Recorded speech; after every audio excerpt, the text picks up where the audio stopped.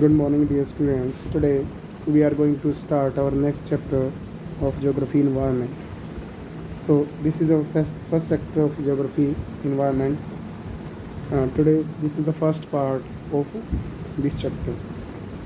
So first thing, what is environment? Environment होता क्या है? So environment क्या होता है? Everything surrounding us. Everything surrounding us. Everything surrounding us वो क्या है? इन्वायरमेंट है। सब कुछ जो हमारे आसपास है उसको हम इन्वायरमेंट कहते हैं। चलिए देखिए, ये रही डेफिनेशन आपकी। So everything that is in our surrounding is our environment. वो हमारा इन्वायरमेंट होता है। आप देख पा रहे हो, ये ओशन हो गया, बिल्डिंग्स हो गई, पीपल हो गया, नेचुरल वेजिटेशन, वाइल्ड लाइफ, ये क्लाउड्स, वटएवर जो भी हमारे आसपास है वो सब क्या है? हमारे environment. So next thing is components of environment. Environments के कंपोनेंट्स, घटक कौन कौन से होते हैं? First component of our environment is natural environment. Natural environment के अंदर हमारे देखो कौन कौन से आते हैं। लिथोस्फीयर आ गए, ठीक है। लिथोस्फीयर क्या होता है? द रॉकी क्रस्ट एरिया जो है वो लिथोस्फीयर है। हाइड्रोस्फीयर, वाटर डोमेन जो है वो क्या है? हमारा हाइड्रोस्फीयर है, यानी कि जहाँ पे पानी अवेलेबल है उसको इसके अंदर इंक्लूड करते हैं हम हाइड्रोस्फीयर के अंदर। नेक्स्ट है इसके अंदर एटमॉस्फेयर, यानी कि a thin layer surrounding the earth. Surrounding earth जो एक थिन लेयर है एयर की, हवा की, उसको हम एटमॉस्फेयर बोलते हैं। एंड बायोस्फीयर, बायोस्फीयर के अंदर क्या क्या आता है? इन तीनों के अंदर, यानी कि लिथोस्फीयर, हाइड्रोस्फीयर, एटमॉस्फेयर, इनके ऊपर या इनके अंदर जो भी लिविंग थिंग्स या लिविंग ऑर्गेनिज्म मिलते हैं उसको हम क्या बोलते हैं? बायोस्फीयर। यानी कि तीनों के अंदर क्या है? बायोस्फीयर मिलता है आपको, ठीक है। चाहे वो लिथोस्फीयर हो, चाहे हाइड्रोस्फीयर हो, चाहे एटमॉस्फेयर। नेक्स्ट कंपोनेंट्स है human made. Human made components के अंदर आपको पता है buildings, roads, bridges, vehicles, everything, सब कुछ जो ह्यूमन बीइंग ने बनाया है वो किसके अंदर आ जाएगा? हमारा ह्यूमन मेड या मैन मेड इन्वायरमेंट के अंदर आ जाएगा, ठीक है। उसके बाद हम नेक्स्ट देखते हैं। नेक्स्ट है हमारा ह्यूमन इन्वायरमेंट, यानी कि ह्यूमन बीइंग आस पास के जो भी एरिया के अंदर, देखो इंडिविजुअल आ गया। एक तो आप खुद, आप भी क्या हो? ह्यूमन इन्वायरमेंट का एक पार्ट। उसके बाद हमारी फैमिली आ गई, ठीक है। उसके बाद कम्युनिटी, हमारा समाज आ गया, हमारा मोहल्ला है, पूरा गांव है, जो भी है, ठीक है। फिर आ गया नेशन, यानी कि हमारा देश आ गया। सोसाइटी, हमारा जो पूरा समाज है, ठीक है। समाज में अलग अलग तरह के जो भी लोग पाए जाते हैं, ठीक, वो भी ह्यूमन इन्वायरमेंट के अंदर इंक्लूड किए जाते हैं। लिथोस्फीयर के बारे में हम डिस्कस कर रहे हैं। लिथोस्फीयर देखो, सॉलिड टॉप लेयर होती है अर्थ की, यानी कि ऊपर वाली जो ये लेयर है अर्थ की, अर्थ क्रस्ट जिसको हम बोलते हैं, लिथोस्फीयर के अंदर ये काउंट होती है। It comprises of land form, सभी तरह की लैंड फॉर्म, चाहे माउंटेन्स हैं, प्लेट्यू है, प्लेन्स है, कुछ भी है, जो रॉकी क्रस्ट है उसको इसके अंदर इंक्लूड किया जाता है। माउंटेन्स, प्लेट्यू, प्लेन्स, जो भी है एरिया आपका, वो सारा इसके अंदर इंक्लूड होगा। तो इट इज़ इम्पोर्टेंट, बहुत ही ज़्यादा इम्पोर्टेंट है ये हमारे लिए, ठीक है। चाहे वो सॉयल मिट्टी मिलती हो, ठीक है, चाहे वो माउंटेन्स है, चाहे प्लेट्यू है, चाहे वो प्लेन्स हैं, हर एक जो लैंड फॉर्म है वो हमारे लिए काफ़ी इम्पोर्टेंट है।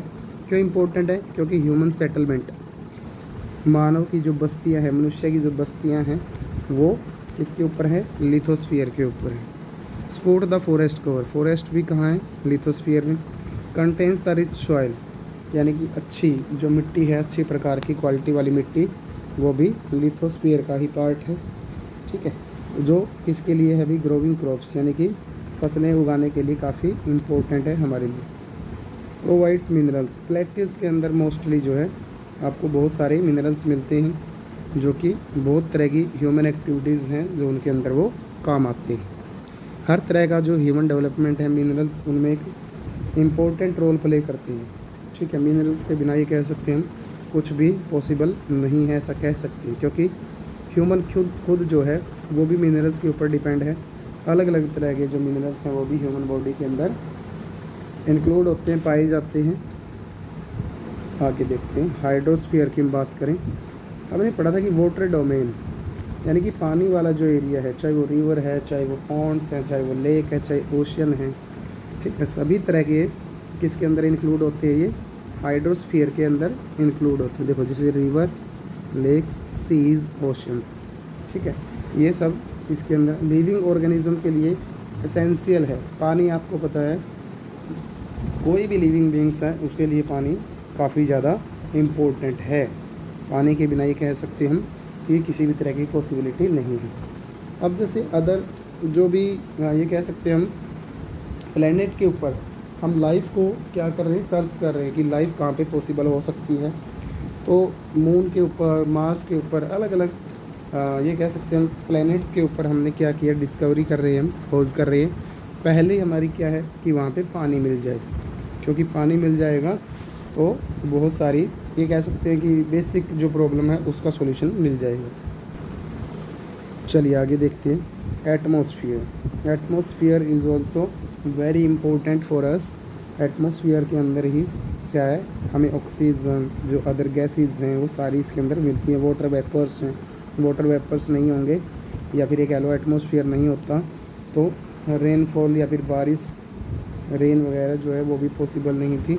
और ओजोन लेयर है, ठीक है, वो भी हमारे लिए एक इम्पोर्टेंट है, वो भी एटमॉस्फेयर के अंदर ही अवेलेबल है, ठीक है। तो बहुत सारी हमारी जो गैसेज हैं, ठीक, वाटर वेपर्स हैं, वो एटमॉस्फेयर के अंदर ही मिलती है हमें, ठीक है, जो हमारे लिए काफ़ी इम्पोर्टेंट रहती है।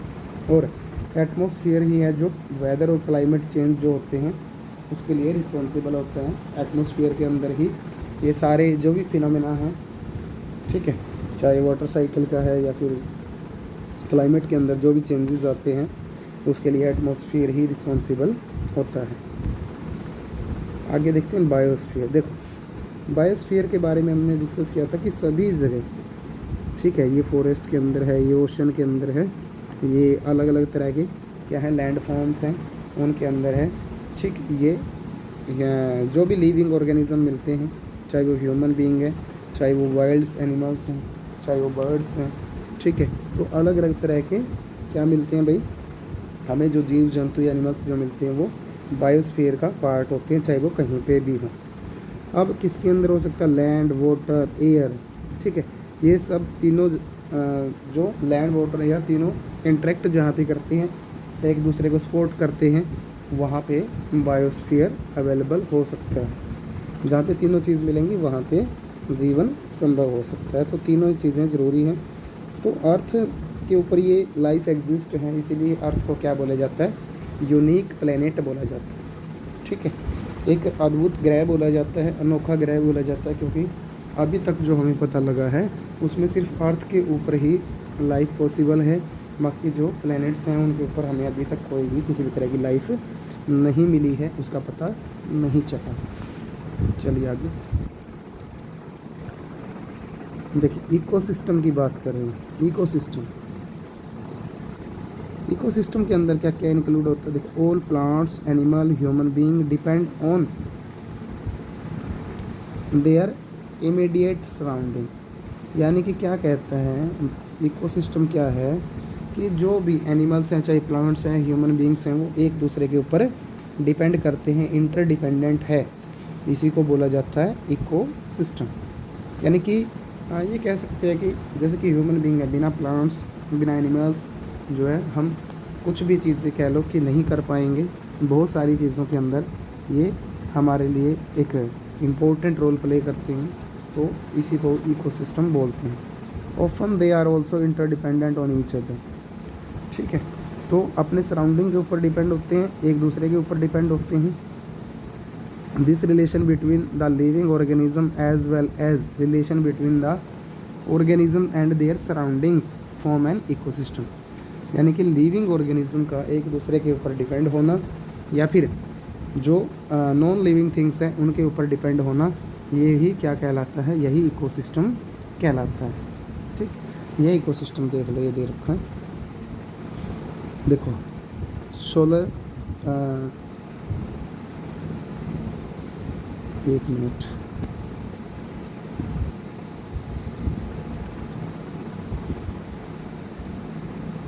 देखिए ये हैबिटेट है यहाँ पे, यानी कि जीव जंतु पेड़ पौधे जो भी है वो रह रहे हैं। सॉयल ऑर्गेनिज्म है, छोटे छोटे कीट हैं, मिनरल्स हैं, ठीक है, ये भी प्लांट्स हो गए।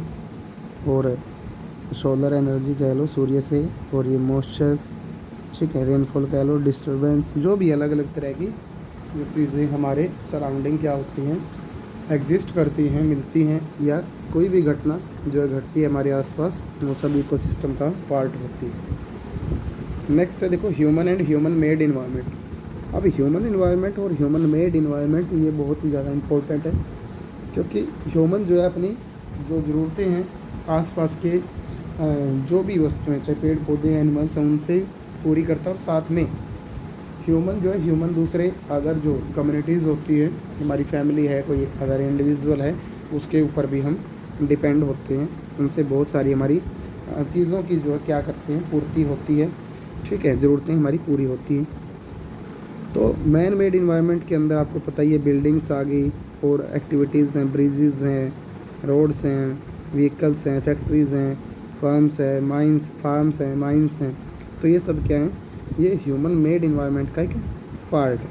अब ह्यूमन इन्वायरमेंट की बात करें, ह्यूमन इन्वायरमेंट क्या क्या कंसिस्ट करता है, जो भी हमारी सोसाइटी है वो एक दूसरे के साथ क्या करते हैं, इंटरेक्ट करते हैं, इंडिविजुअल एक दूसरे के साथ इंटरेक्ट करते हैं, रिलीजियस ग्रुप बनाते हैं, पॉलिटिकल ग्रुप बनाते हैं, सोशल ग्रुप बनाते हैं, तो अलग अलग तरह के ग्रुप्स हम बनाते हैं, ठीक है। ये सब क्या है, किसके अंदर है, ह्यूमन इन्वायरमेंट के अंदर इंक्लूड होता है। ये हमारा लास्ट देखो, तो मेजर प्रॉब्लम्स क्या क्या हैं वर्ल्ड के अंदर, कि जो नेचर वर्क करता है और जिस तरह से लोग सोचते हैं उसके अंदर काफ़ी डिफरेंट है, ठीक है, डिफरेंस पाया जाता है। और यही डिफरेंस जो है मेन प्रॉब्लम है हमारे लिए, कि जो ये कह लो कि हमारा जो इन्वायरमेंट है या नेचर है वो किस तरह काम करता है, और लोगों की जो थिंकिंग है वो उससे हटके है। दोनों एक दूसरे के ये कह सकते हैं अपोजिट है। उनकी ह्यूमन बीइंग की जो सोच है, थिंकिंग है, वो नेचर के अकॉर्डिंग नहीं है, यानी कि नेचर को जैसा होना चाहिए ह्यूमन जो है उसके अकॉर्डिंग नहीं सोचता, ठीक है। तो ये हमारा टॉपिक कवर हो गया, इन्वायरमेंट, फर्स्ट चैप्टर था ज्योग्राफी का।